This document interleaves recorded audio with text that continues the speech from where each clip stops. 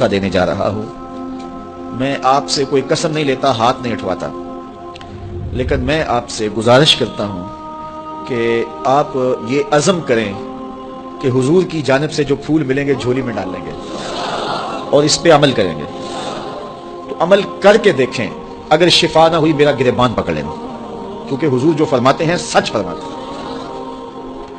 اور یہ حدیث جو میں آپ کو سنانے لگا ہوں، یہ لاکھوں فرامین رسول کا خلاصہ ہے۔ میرے حضور نے ارشاد فرمایا، من حسن اسلام المرء ترکہ ما لا یعنی ہے، کسی شخص کے اسلام کا حسن یہ ہے کہ وہ ہر بے مقصد کام کو ترک کر دے، تو پھر اسلام کا حسن اسے نصیب ہوگا۔ ایک تو اس کی جو ہے وہ تشریح علماء کے طرز پہ ہے نا، لیکن آج میں اس حدیث کی کسی علمی بحث میں آپ کو نہیں ڈالنا چاہتا، اس کی عملی بحث میں ہم سب پڑھتے ہیں۔ جب یہاں سے جائیں گے، آپ اپنے گھر پہنچیں گے تو یہ کام آپ نے کرنا ہے، اور مجھے امید ہے کہ میں نے جس طرح آپ سے عرض کی ہے میری عرض آپ ٹالیں گے نہیں، اور پھر جب شفا ہوگی تو مجھے دعائیں دیں گے۔ تو آج شام کو کاغذ لے کے بیٹھ لیں اور سویر سے لے کر اس وقت تک اپنے معمولات لکھیں کہ میں نے سویر سے لے کر اس وقت تک کیا کیا کیا ہے، کتنی مرتبہ کھانا کھایا ہے، پانی پیا ہے، کس سے بات کی ہے، کتنا سویا ہوں، کہاں گیا ہوں، کہاں اٹھا ہوں، کہاں بیٹھا ہوں۔ کسی نے جو ہے وہ کوئی چائے والے کھوکے پہ پونا گھنٹہ گزارا ہوگا، چائے پینے گیا وہاں جوں بیٹھا سیاسی باتیں چڑھ گئیں۔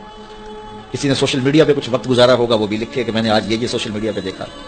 تو آج کی ساری فہرست 24 گھنٹے کی نہیں، صبح سے لے کے سونے کے وقت تک 12-14 گھنٹے کی فہرست بنائیں، اور پھر اس کے اوپر نشانی لگائیں اس میں بے مقصد چیزیں کیا تھیں جو مجھے نہیں کرنی چاہیے تھی، جن سے مجھے نہ دین کا فائدہ ہوا، نہ دنیا کا فائدہ ہوا، نہ میرے جسم کو کوئی تقویت ملی، نہ روح کو طاقت ملی، نہ وہ میرے اخلاق کے سدھارنے کا سبب تھی۔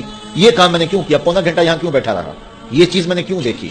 یہ کام میں نے کیوں دیکھا؟ فلاں کو گھور کے کیوں دیکھا؟ فلاں کے بارے غلط کیوں سوچا؟